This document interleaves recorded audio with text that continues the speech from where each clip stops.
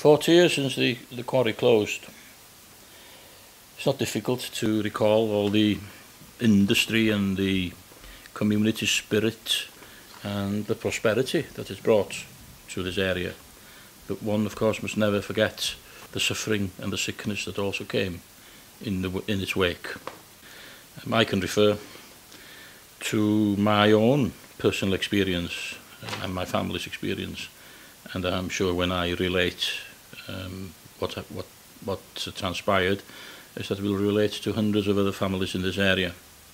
My father's name was Edward David Hughes, and he worked in the quarry for a period of about 30 years. My first recollection of his illness was in the early 60s, when he was taken to Llangwyfan Hospital.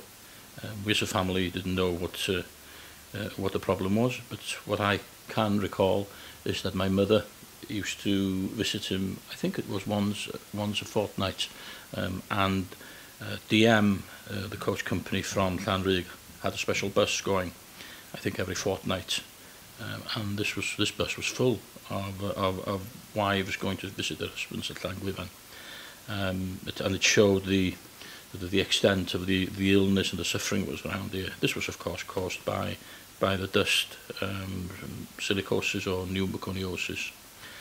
Although the government refused to admit as to the suffering, and we have a lot to thank the MP for the area then, David Wigley, for what transpired and eased a little bit of the suffering that took place around here. If I'm correct, I recall 1979 when Harold Wilson's government was in a bit of difficulty. I think they were facing a vote of no confidence in Parliament, and some deal was struck between Plaid Cymru and the Labour government that if Plaid Cymru supported them in the no confidence vote, then the government would support David Wigley's claim or attempt to get an act in which would at least give parity to the slate quarrymen with those of the coal mines.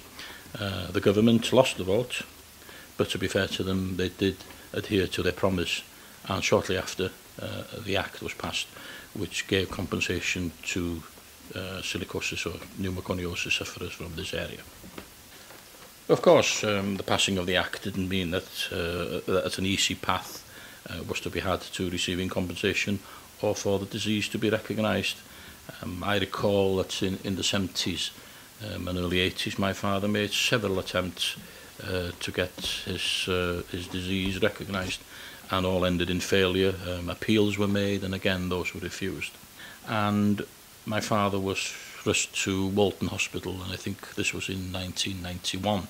And we were called to see the consultant, and he said that my father was suffering from severe silicosis. He had the x-rays to prove it, and that we should go home and make an immediate application to the board again, and referring to several x-ray numbers. About a month after, we hadn't received anything back from I think it was Swansea. So I phoned them up, and they said, oh yes, we made inquiries and the x-rays are not available, they've been lost at Walton. So I immediately phoned the consultant at Walton, and he said, no, we haven't had any application from the board. Get back to them, refer to me, and these are the x-rays, and they're here waiting for them. Shortly after, my father was released from hospital, and within a very short period of time, he was allowed aboard at home. The medical deputation that came to my parents' home was headed by Professor Lee from Manchester Medical College. I recall after the examination, when he was leaving the house, he said, I'm awfully sorry that it's taken so long for this to take place and for your father's disease to be recognised. Of course, my father's reply was, what's the good of this money when I can't do anything with it? He had 4 years after that. He passed away in 1995 at the age of 75 years. When we look around us today, this area looks quite prosperous. It's a very nice place to live. It's given us a lot. The quarry really has given us a lot. And one must never forget that underneath perhaps the sheen of prosperity, the suffering still continues for some, and we must never forget that.